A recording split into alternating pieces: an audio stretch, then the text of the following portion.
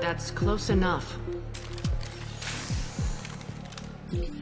Mass Effect 2 is a game that feels more intimate in the sense that because it's focused on your characters, you're doing a lot of intimate interactions with people. We've amped up the intensity and the moment-to-moment tactics, the way you get to deploy your squad on the battlefield, the way that tech powers and biotic powers and weapons and ammo all intersect and interact. You just sort of flow from one mechanic to the other, and you really feel like you've got a more integrated experience that doesn't require you to sort of shift focus kind of radically.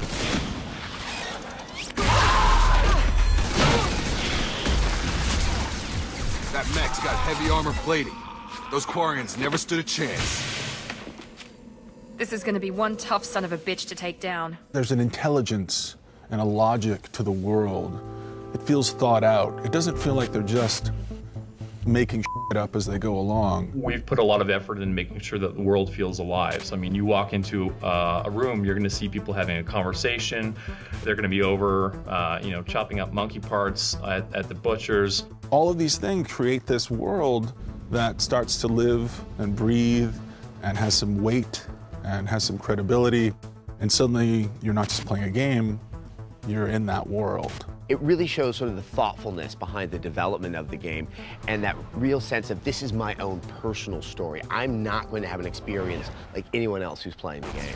It personalizes it for people. They get more involved, more investment in what's happening around them. The technology has come so far that we can replicate a human in a video game. You're playing seemingly actual human beings that carry emotions, have thoughts, have personalities and different character traits. The conveyance of emotion and the conveyance of actual thought versus what a character is saying via facial expression is pretty incredible. The key to acting is in the eyes. They went to great lengths to actually articulate and differentiate people's eyes. We had a eye strike team that spent months on just the eye noise. So shaders, lights, rim lights, getting depth in the pupils because you end up looking at them and if eyes are wrong, everything else will feel wrong. I just want to give your story its due. What, so you can try to do another smear job on me? I wish I'd done that the first time we met. We have a dialogue system that allows you to just constantly make choices as though you're having a natural conversation with somebody. So you end up having a conversation at real-time speed. It's this circle at the bottom of the screen, and it comes up and it gives you all these options of how you can respond in given situations. The top answers are the nice ones, and the farther you go down is the more mean you get. I feel like you do have more variety. It's not just be nice, or be neutral. I feel like there are other shades of gray in there. There's a lot of times that you'll get some dialogue options that are just hilarious, and you kind of just want to pick those just to see what happens. Stand still. Try it and you'll be skating the inside of your colon. I'd almost pay to see that. And when you click the joke, you kind of feel like you made the joke, and it's one of those. And yes, you feel like you're the comedian, which is really hard to pull off to make the player feel like they're funny. It ends up being, I think, a surprisingly true-to-life experience where you're talking to people, but you know that something that you do or say will eventually have repercussions that don't get forgotten by the world that you're playing in. We want to have choices with consequences.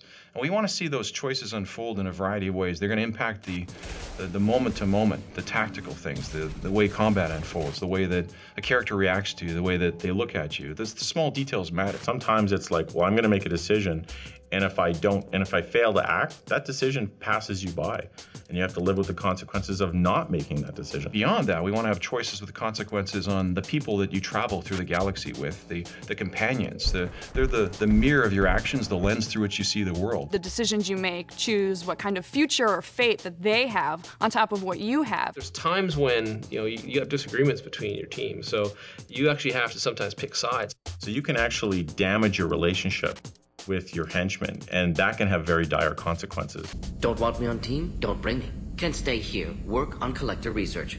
But no apologies. Did what was right. Hope you do the same if necessary. I think players are going to be shocked at how different their play experiences are going to be compared to their friends, based on the choices and the consequences of those choices. The things you say and the little things that you do may come back later and have bigger consequences than you might realize. If you've been a certain way throughout the course of the game, we're not going to forget about it in the last 45 minutes. So this time the game is going to remember, and you're going to get the ending that you deserve. It's like real life. You do something bad, you have bad karma.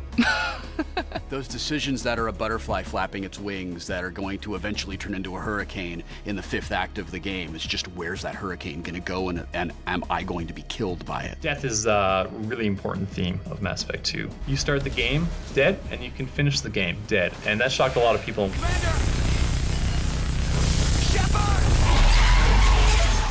Everyone can die, including Commander Shepard. And it all comes down to the decisions you make and the way you've played the game up to that moment. We wouldn't be serious about a suicide mission if you, as the player character, couldn't die in the end of the story. When a character in a video game who you have grown really attached to for one reason or another dies, it says to the player, this is not a safe world. That's an emotional tug of war with you too. It's these characters you get to know and what happens to them really beats you up over this game.